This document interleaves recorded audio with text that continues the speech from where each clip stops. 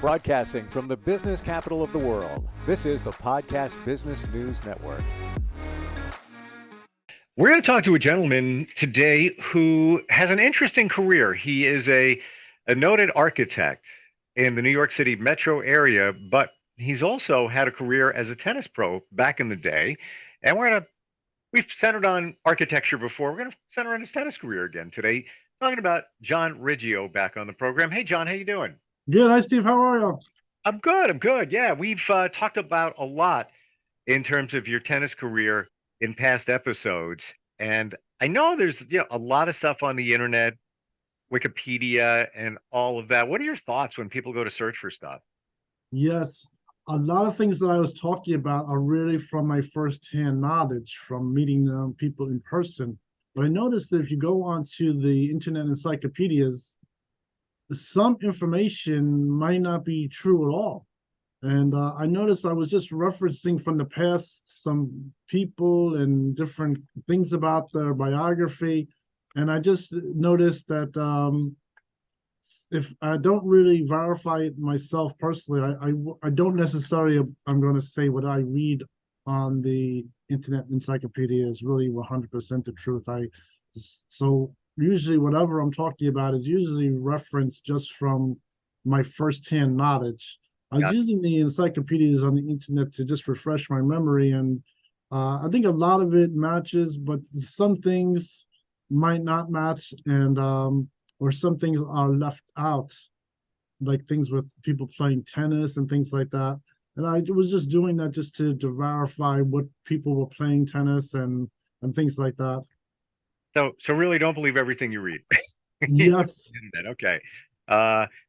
We've never done this before, but I know it's tennis season. I've yet to hit the court. I was just going to make plans for that this weekend. How about some tips to improve your tennis game? Any thoughts there for us? Yes. I think one thing about playing tennis, and I know coming back to playing tennis and playing with a lot of different people, is that you really can't improve your whole game at one time. And another thing you can't do is that you can't really play tennis and then not try to improve your game, because you might not necessarily really play better over time. What you have to do is every time you go out to play on the tennis courts, you have to think of one aspect of your game you really want to improve. And you have to concentrate on that one part of your playing. Say if your backhand is not playing that good. So you go to play, and instead of trying to get all the different parts of your game to play good, you just think about improving your backhand, your grip, how you're standing, watching the ball. And if you were able to do that, you can then improve your playing. And that is the best way to do it. So every time you go to play, you try to improve one part of your game, and slowly your overall playing will get better that way. I think if you just go out and play and don't think about improving your game, you might stay stagnant. You're not really going to improve. And then another thing is, if you try to improve all the aspects of your game, it might not piece together either. There's too many factors to really move ahead. Do you think, yes. Do you think it really comes down to you can't do everything at once? So focus on backhand, nail that down, now onto the forehand. Yes. On that, maybe a few weeks or whatever, now onto something else, instead of trying all different things within one period, one game, one bunch of games. Focus on one thing. Yes, that's correct. Okay, gotcha. Any other tips? Because I'm not that good. I'm always learning. I struggle with the serve. I think my serves are decent. I'm not out of bounds, but it's not a power serve. And there's a few times where I'm just practicing and I'll nail a few and it's like, whoa, that was actually really good. But it doesn't happen often. Any thoughts on the serve, making the serve better? Yeah, I think with the serve, well, really there's a serve that is pre-teen type serve. And that's a serve where you just hold the grip any way you like. And they always leave that open for anyone who is really like under 18 years old, just so you are open to hit the ball how you like. and you can serve really excellent that way, just holding the grip however you want. A lot of people even go with like a paddle style, which really isn't the correct way to serve. But if you're younger, they always let those things go.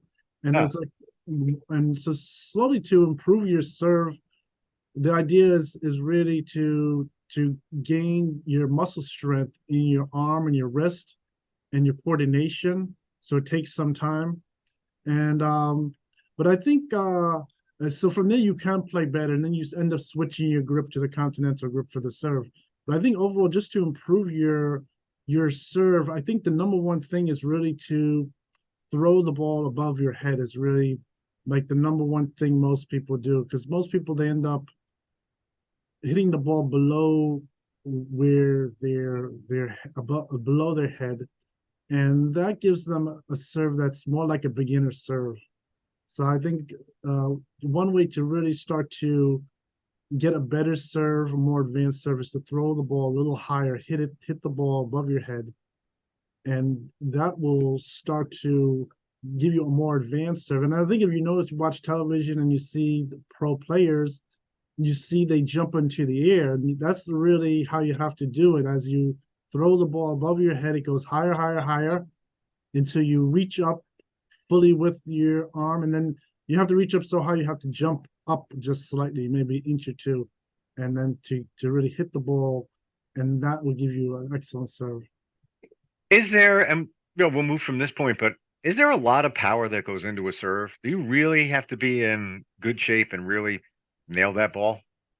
You don't really want to muscle the ball, no. What you want to use, you want to use a strength of more like really whipping the ball, swiftly swinging the racket to hit the ball. You Okay. you don't want to muscle the ball. So usually, when people are older, a lot of people they went to the weight gym, and they end up having stiffer muscles. But you don't want to push that ball. You want to really swing your arm to hit the ball. And that's a different kind of muscle. That is like the same kind of muscle strength. Maybe if you took a tennis ball and you just threw it, if you just threw it down the court, it's the same idea. You can't really muscle the ball, push the ball. You want to just throw it. So that is the same idea of holding the racket. And I think that's why a lot of times you see young kids can hit the ball really hard because they have a loose arm and can swing their racket very swiftly. So it's technique is key here. Yes, Okay. the key is to keep your muscles very loose to hit the ball, not really muscle it. So while we're talking about tennis instruction as you're helping us, didn't you have an instructor who was pretty famous at one point? I'm trying to think. First name was it Milo? Yes, what happened is in 1987, the situation was I was invited, of course, before that to show up at the camp there at the U.S. Tennis Center, and just I think the whole game was for me to show up, find my way to get there on my own. So at the time, I did make it there, and they already knew me. They knew I can make it in very quickly. But to play sharp, they assigned Milosav Misir, and he is originally Slovak from Europe. He was their number one player when he was originally there, and he gave me some quick lessons just to keep my playing in tune. And from playing with him, I was able to really sharpen my game back up, really play excellent. And he also taught me an extra shot, a second serve. He taught me a second serve shot that I added on to my playing too. And that was a second serve where I swing through the top of the ball on that. And that really worked good. That gave me an extra serve, and things worked very good with that. So he was another pro player, and he used different names too. I think if you looked on YouTube, he the same players on different names, and so he helped me out with that, and it worked good. Wow. How about we talk about your moves? Like you moved a few times back in the day there when you were playing tennis, right? Yeah, I think just to put the pieces together, what happened is after the success of the Japanese team, myself getting some investors and new partners and raising my contract up to 120 million. What happened is at that time, I was also doing things in my own personal life, and I was moving in to different locations, really like moving in with my girlfriend and things like that. And so at that time, that's what was happening. It was I was changing locations a couple times, and during those years, and that was really before they had cell phones, so they couldn't just get me on one phone number. Right. And that sort of caused a problem. This was another thing of some things going on that make things slightly more difficult, and so that was what was happening. And so I was finding better places to live and things like that, and that's what was going on. Wasn't it one point where you moved somewhere, uh, and your memorabilia, you left it there? Yeah, I think what this moves is eventually when I uh had left and didn't really return back to where I was grew up, is I ended up realizing I had left my first player card and my other tennis cards, player cards, business cards, other memorabilia from pro tennis, and I could put it in a box and left it up in the attic. Wow. And I don't know if it's still there, but I think it's still the cards and memorabilia are probably worth a lot of money. I haven't tried to go back and see if I could find any of it. I don't know what happened to it, but that is where some of that memorabilia was left, which is very interesting. Hmm. Where was that? Was it on Long Island? I know you're originally from Long Island, or where was it? Yes, that was where I grew up in Jericho, Long Island, in New Okay, York. gotcha. Yeah. All right. If anybody's got his stuff and you're connected to Jericho, Long Island, he might give you a couple bucks just to get this stuff back because wow. It's like those things like player cards, just for you even personally, you can't replace those, but certainly they're probably worth money nowadays. Yes, I think if those were auctioned off correctly, they could be worth a lot of money. Jeez, wow. Maybe tens of thousands of dollars, very possibly too. Wow. How about some other thoughts from back in the day when you were playing tennis? Any other things that stand out for you? Yes. Well, I think just a few things that were happening. One, when I was talking about Hammond Court in California, I did end up visiting there. I did particularly go visit Hammond Court. And Now tell us about that court.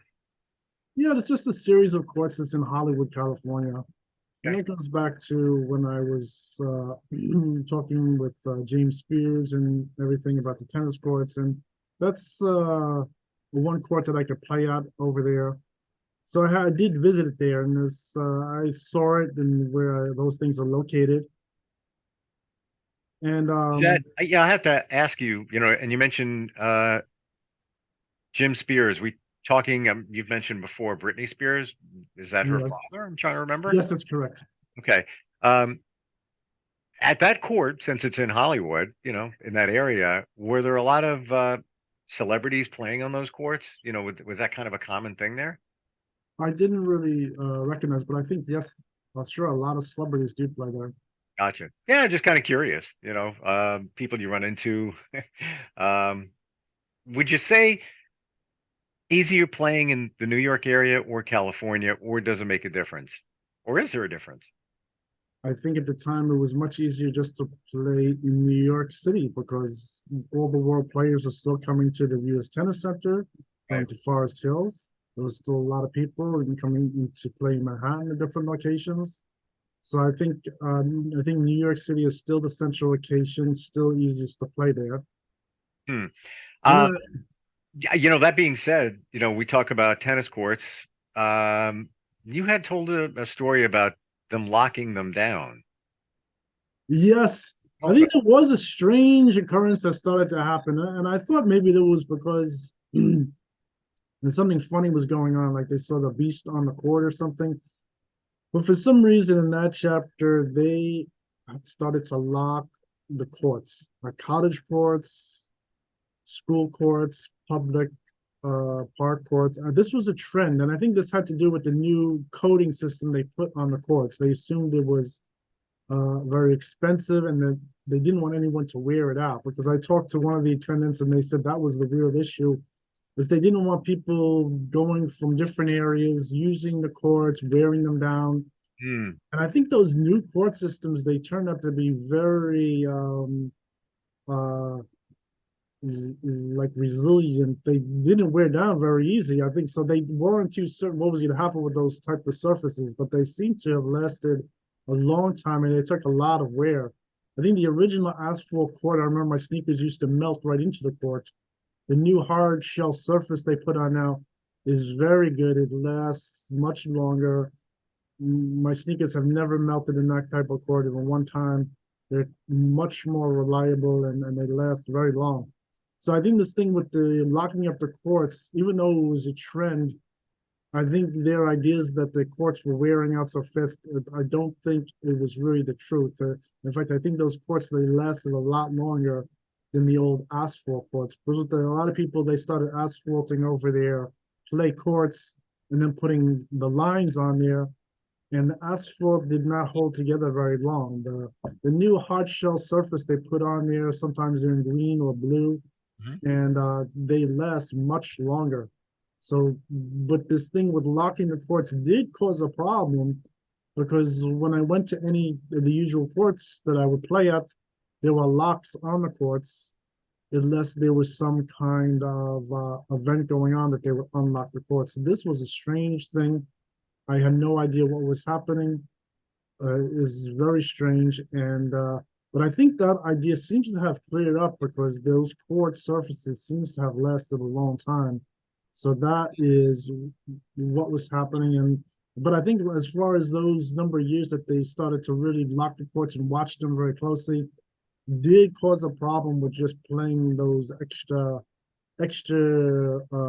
tennis events, and it did cause a problem. I just remember that, and I thought that was very strange. This thing with locking the tennis courts. I think if you go to any tennis court, you still see a lot of times the old padlocks and the chains are still sitting there, just like rusting, because they went through this chapter of locking all the local tennis courts. Where I live over here, I see a lot of the courts. They still have the old chains and locks.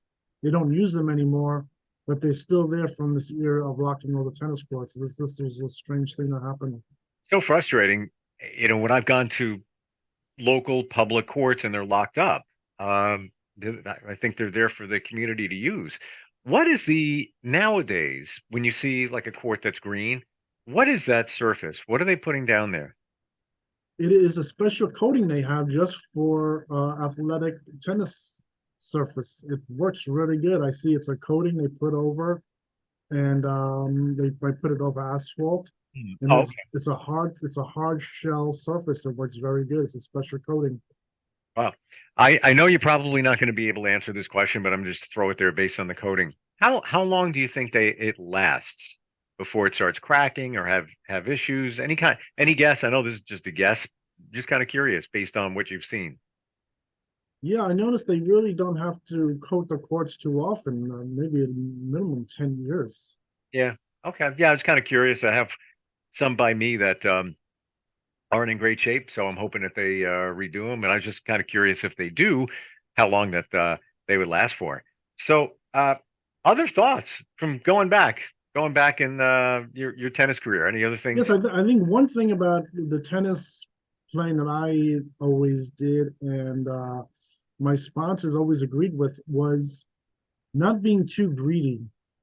Hmm. I remember in tennis, like starting off when I was the pro player playing my pro singles, they had this thing about me also being the captain of the tennis team. That I, in fact, would be the of the tennis team de facto, because I'm number one player.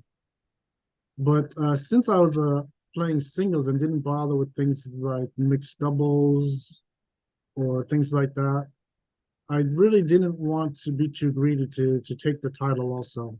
So I didn't take the title with that, and it didn't affect my career or anything like that. I always played with the other members of the tennis team, knew the female players on the tennis team, made friends with them and things like that. But I didn't act too greedy with things like that. And I think that even as I progressed with the pro playing, my sponsors sort of felt the same way. We weren't acting too greedy because I don't know if people acting too greedy. I think the overall feeling was maybe if you were too greedy, maybe something would happen to you. You know, there's a possibility that would change your luck. So I think even my sponsors, for instance, like say I would play a set of 12 tournaments. Uh, if we lost one tournament, it didn't make it a difference. We can just let that tournament go. Uh, it wasn't necessary to win that extra tournament, and we didn't have to be too greedy.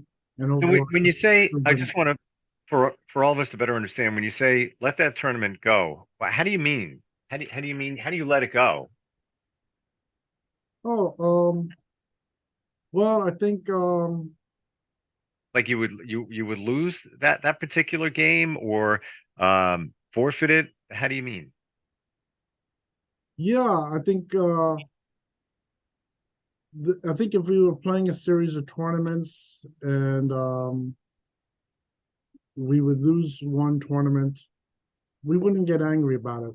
Gotcha. It Okay. wouldn't be a problem. I think some people, maybe other players, might even lie that they didn't lose it, that one tournament, that they won it anyway.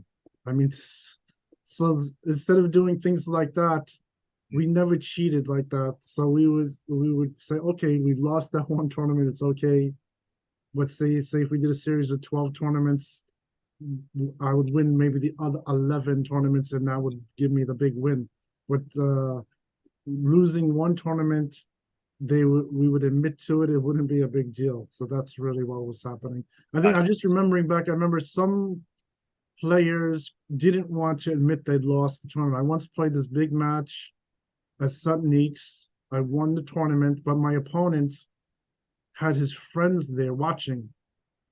So when he left, they all were jumping so happy for some reason because he went over and he told them that he won the whole tournament, Wow. and he really did not win the tournament. He lost. And we did have to, of course, just officially protest that and make sure he didn't go back and tell them that he won everything and something like that. But obviously, Did he he actually win? Did he actually win? he did not win. Oh, No, oh, so you're saying he thought he won? he in fact knew he lost, but he just lied. He lied. He didn't want to let his friends down, and whoever was there, maybe his sponsors were watching there, sponsoring and paying for him to play and things like that. I don't know who was really watching him play the games. And instead of admitting he lost the game, I think a lot of times on television, if you see the opponent who loses all of a sudden act so happy at the end of the match, could be a prelude to him leaving the court, and then him and even his sponsors make up a lie that they really won, saying they don't care if they really lost. They're just going to say they won anyway. And this was very strange. And in fact, I think we had to, really ask for like an apology from their side for doing this. And but he was not able to officially say he won. I think sometimes when people leave the court, it isn't just the player too. It's sometimes their sponsors are telling them just to lie that they won the game, won the tournament, and then they can make it up when no one's looking. And this can be really bad. I've even heard something like this happening in the French Open. Some players, I know one player had to sue another player for claiming that he won the French Open. Wow. And in fact, they went to court, and this player who contested it, in fact, they did say he did win the French Open. And but the problem is the other player is still advertising that he won the French Open.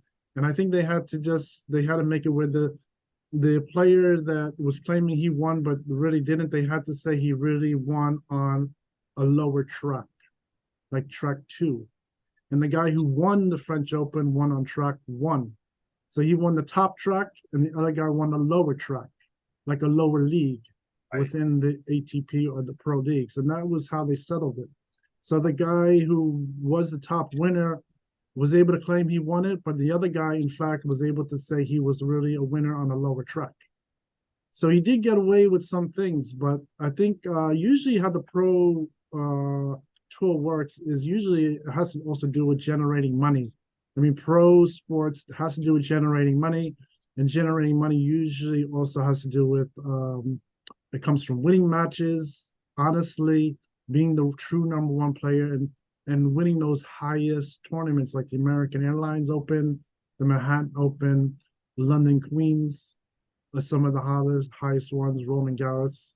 Right. And those are some of the highest ones with the most money winnings, things like that. Mm. So We this whole thing with people lying like that, and it isn't just them, it's their sponsors, so serious.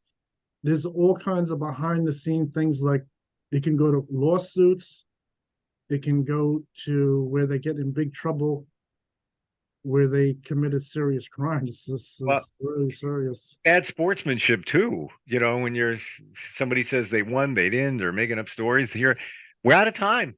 Fascinating stuff. We covered a lot today, John. I want to tell everybody your website is johnriggio.com. John, JOHNRIGGIO.com. You can find him there. If you're looking for a great architect, or if you just want to consult, he's there. And one of these days, John, we're not that far away. So, when you come over from New Jersey to New York, maybe we can meet up on a court and you can give me some pointers. Just don't judge, because I'll tell you right now, I'm not that good. Maybe we'll do that someday, okay? Okay, great. Thanks a lot, John.